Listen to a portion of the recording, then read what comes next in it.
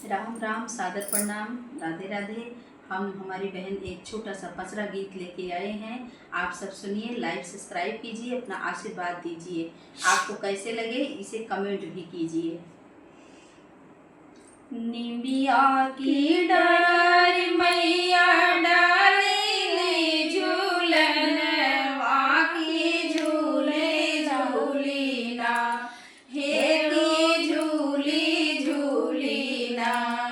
मैया मोरी गावे लागी गीतिया हो की झूली झूली ना। मैया मोरी गावे लागी गीतिया हो की झूली झूली ना। झूलत झूलत माई होई गई पियासी की चली भैली ना। माई चली भैली ना, वही तो मालिनी फूलवरिया मैया चली भैली ना। वही तो मालिनी फूलवरिया मैया चली भैली ना। बहिरे की बाटियों की भीतरी मालिनिया है कि बूंदा एक ना, है कि बूंदा एक ना। हमके पानिया पियाओ मालिनी बूंदा एक ना।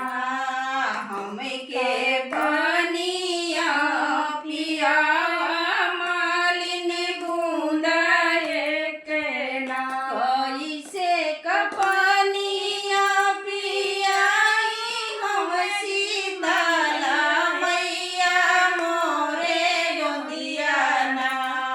मैया मोरे गोदिया ना।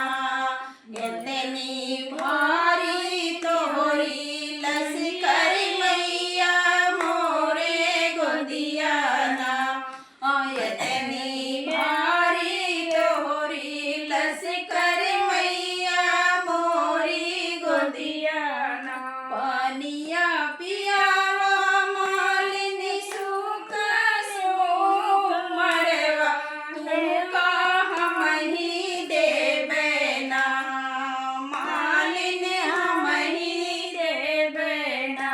हेली है गोदिया माँ बलकवा मालिनी हम ही